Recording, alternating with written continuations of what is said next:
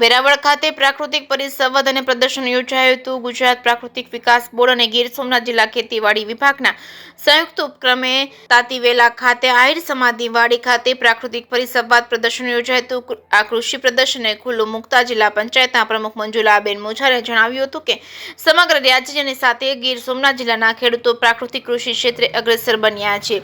જિલ્લાના 12,324 ખેડૂતો દ્વારા 4,929 હેક્ટર વિસ્તારમાં પ્રાકૃતિક કૃષિ કરવામાં આવી રહી છે. તેમણે આ અંગે વધુ આંકડાકીય વિગતો આપતા જણાવ્યું હતું કે આ ખેડૂત પોર્ટલ તેમજ કૃષિ વિભાગના સહકારથી અનેક પ્રકારની કૃષિ યોજનાનો લાભ ખેડૂતોને પહોંચાડવામાં આવે છે, જેનાથી જિલ્લામાં 139 પ્રાકૃતિક કૃષિ મોડલ ફાર્મ કાર્યરત છે. આગામી સમયમાં 35 જેટલા મોડલ ફાર્મ બનાવ્યા છે. કૃષિકારો દ્વારા ચાલુ વર્ષે 119 લાખ રૂપિયાનું પ્રાકૃતિક પેદાશોનું વેચાણ મુંબઈ, સુરત, અમદાવાદ તેમજ વિવિધ માર્કેટમાં કરવામાં આવે છે. આત્મા પ્રોજેક્ટ અંતર્ગત જિલ્લામાં 365 જેટલા ફાર્મ ઇન્સ્ટિટ્યૂટ ગ્રુપ કાર્યરત છે અને તેની વિગતો આપી હતી. જિલ્લા કલેક્ટર એન.વી. ઉપાધ્યાયે આ અવસરે જિલ્લામાં પ્રાકૃતિક કૃષિનો વ્યાપ વધારવા માટે રાજ્ય સરકાર દ્વારા લેવામાં આવેલ વિવિધ પગલાઓની વિગતો આપતા જણાવ્યું હતું કે જે રીતે હીરો અને હિરોઈન સમાજના રોલ મોડલ હોય તેવા રોલ મોડલે ખેડૂતો બને તેવા વાતાવરણનું જિલ્લામાં નિર્માણ કરવું.